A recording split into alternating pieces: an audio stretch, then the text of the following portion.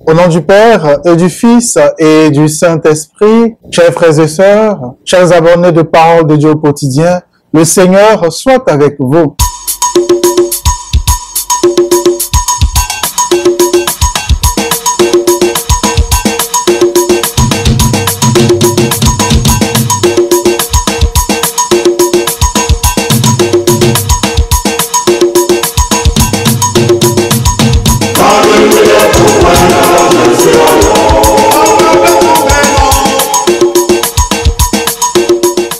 Frères et sœurs, le dimanche dernier, rappelons-nous, la liturgie nous invitait à être des hommes et des femmes d'accueil, d'hospitalité et enfin d'écoute. Et aujourd'hui, 27 juillet 2025, nous sommes au 17e dimanche du temps ordinaire de l'année liturgique C. Et les textes qui nous sont proposés nous exhortent à la confiance et à la persévérance dans la prière. Et nous pouvons nous interroger, qu'est-ce que la prière et comment prier? Que doit contenir toutes nos prières? Quelle est cette forme de prière qui peut toucher le cœur de Dieu et nous ouvrir les portes du bonheur et de la paix? Bien plus, lorsqu'à un moment donné de notre vie, nous sommes tiraillés par le doute, la maladie, la peur, la solitude, le chômage, les échecs à répétition, l'infidélité du conjoint ou de la conjointe, la situation difficile de nos enfants, la méchanceté et le rejet venant des autres. Avons-nous toujours la force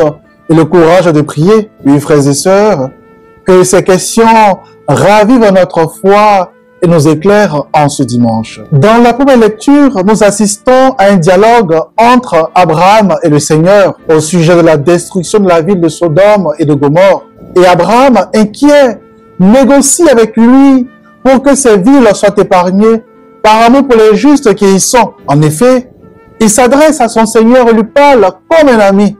Il faut donc avoir de l'audace pour intervenir dans les projets de Dieu.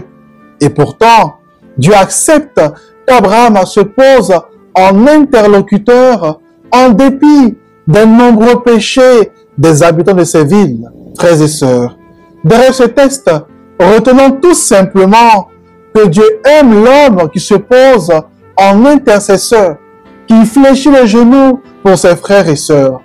Alors que nos élévations spirituelles portent les besoins, les difficultés et les peines des autres qui partagent notre vie, qui sont autour de nous. Ne prions pas seulement pour nous. Pensons à cet ami qui traverse une situation difficile, à cette veuve abandonnée, à ces familles démunies, désemparées, à ces pays dévastés par les guerres, les conflits et toutes ces catastrophes naturelles. Oui, nous sommes tous des pécheurs, mais par le Christ, nous avons l'assurance du pardon de nos péchés. Chers frères et sœurs, nous comprenons donc que la démarche d'Abraham reflète simplement une attitude de confiance et d'espérance. Et pour nous aider également à demeurer dans cette même attitude envers Dieu, l'évangile qui nous est proposé nous enseigne la prière du Notre Père, apprise par Jésus à ses disciples, ainsi qu'une application concrète avec la parabole de l'ami importun qui ne se gêne de rien. Et remarquons tout de suite, frères et sœurs, que la prière du Notre Père, qui est une prière de louange, de reconnaissance et de demande, dégage trois idées. D'abord, Dieu est présenté par Jésus comme notre Père à tous. Faisons de nous ses enfants, ce qui veut dire que nous sommes tous dans son cœur, remplis d'amour et de compassion.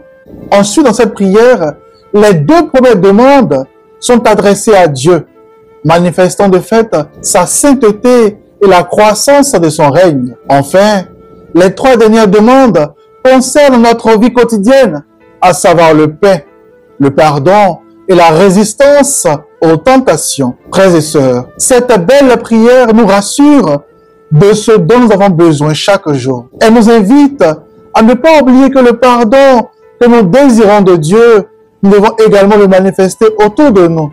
Car celui qui a un cœur fermé ne peut accueillir à son tour les dons de Dieu. Sans oublier que Dieu nous protège contre tout mal. Oui, frères et sœurs, cette belle prière, en fait, résume les besoins essentiels de chacun de nous. Et nous devons la dire chaque jour, avec assurance et foi. Et c'est pourquoi la parabole de l'ami importun, à la suite de la prière du Notre Père, vient nous rappeler avec insistance que nous ne devons jamais, oui, jamais nous décourager dans toutes nos prières, car prier, c'est demander, chercher et frapper. Oui, frères et sœurs, toutes nos prières, fruits de nos besoins, de nos faiblesses, de nos peurs, de nos joies, de nos peines, doivent se faire dans la persévérance. Et dans ce dialogue avec Dieu, ne doutons jamais de sa présence à nos côtés, car c'est seulement lui seul, lui seul, qui peut apaiser nos souffrances et nos échecs et remplir nos vies de bonheur, de joie et de paix. Par ailleurs, frères et sœurs, la véritable prière ne se définit pas par la longueur des mots. Et il n'y a pas d'heure, ni de moment favorable également pour prier, mais tout simplement la disposition du cœur et la volonté de parler avec confiance à son Père. C'est pourquoi la prière est vraiment un lieu de grâce.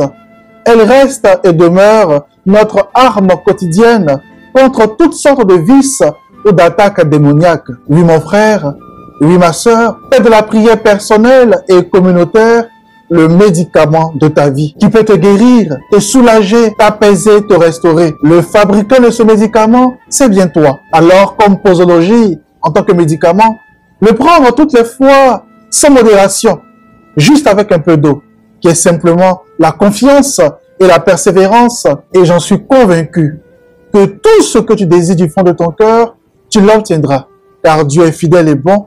Et je souhaite qu'il te le fasse sentir et expérimenter. Voilà, frères et sœurs, ce que nous pouvons retenir des textes de ce 17e dimanche du temps ordinaire.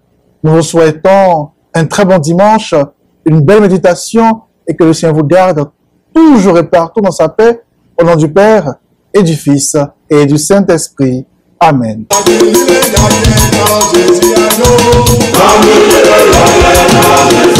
Jésus